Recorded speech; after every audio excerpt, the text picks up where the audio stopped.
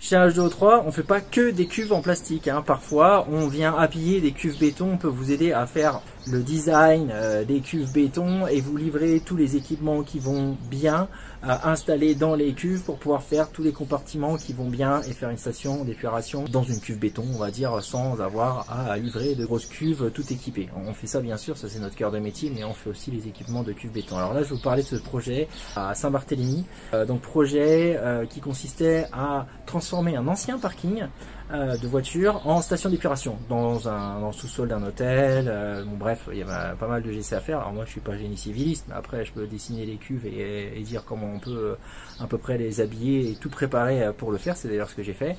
Donc une fois qu'on avait bien vu l'intégration de tout procédé, le dimensionnement, les volumes, j'ai préparé toutes les plaques à l'atelier, à la fraise CNC, hein, c'est beaucoup de dessins parce que c'est au millimètre, hein, comme d'hab. Après, faut pas oublier un truc, c'est que chez nous, on découpe soit en Bretagne, soit en Alsace, il fait moins chaud qu'arriver là-bas, les plaques de plastique, elles gonflent un petit peu, donc faut prévoir quand même le côté dilatation. Il y avait un autre truc qu'on n'avait pas prévu, ça on l'a géré sur le chantier, c'était que en fait on avait bien défini les tailles de GC, mais après le génie civiliste est venu faire tout un enduit et ça nous a bouffé de la taille, donc ça faut le prévoir.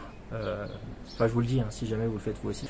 Mais si vous avez besoin, nous on a l'expérience maintenant pour savoir comment le faire sans avoir de galère pour venir installer ça. Donc on avait les cuves qui étaient bien faites. Après on a eu le montage sur site. Du coup on avait préparé toutes les plaques, on les a mis dans le conteneur, sont arrivés là-bas, déchargement. Il y avait au total plus de 3000 pièces. Hein, donc c'est 3000 pièces. Hein, je compte aussi les vis et les boulons, hein, mais en gros oui c'est ça. Il y a quand même beaucoup de choses. Il y avait les grandes plaques et après on vient les fixer sur les murs. On a séparé tous les parois. Il y avait les filtres, il y avait les pompes, il y avait les compresseurs à air, il y avait tout ce qu'il fallait pour faire que la station d'épuration fonctionne et la station d'épuration fonctionne. Alors il y avait nitrification et dénitrification, traitement primaire, nitrification, dénitrification, pré-dénitrification forcément dans le décanteur primaire, hein, ça fait sens. Il y avait deux fils avec une répartition du débit sur une file ou sur l'autre en fonction de s'il y a une maintenance à gauche ou à droite à faire. Il faut toujours penser au côté exploitation maintenance.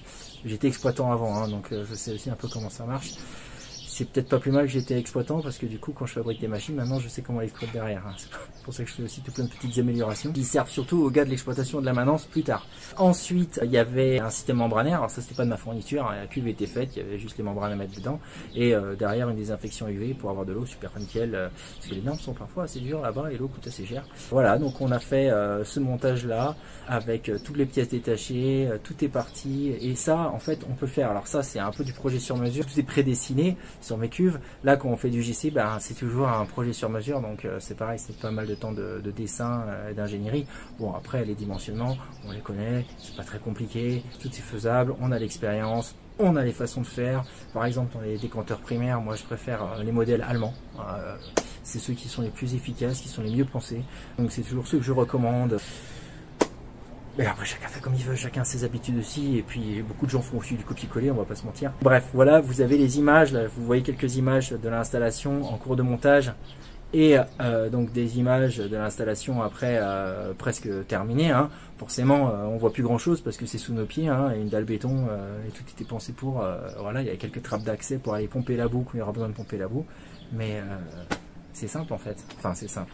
C'est galère à les monter, hein. Je dis pas, les monteurs ils ont beaucoup de travail à fournir et puis c'est pas toujours évident de travailler à 30 ou 35 degrés dans un sous-sol dans les dom-toms, c'est sûr que ça cogne et c'est physique, mais en tout cas bravo à tous ces monteurs qui se reconnaîtront. Et puis voilà, n'hésitez pas si vous avez des projets de ce type, tout est faisable. Après je peux pas tout faire, j'ai pas de valeur ajoutée à tout faire non plus, mais voilà, si pour le dimensionnement et vous fournir toutes les plaques pour faites des grosses cuves et moi je vous dis comment il faut les séparer et je vous donne à peu près le matériel pour séparer, c'est pas de problème, on peut faire. Et là vous voyez un exemple, c'était une station d'épuration pour un hôtel de 500 équivalents 8 ans. Bonne journée.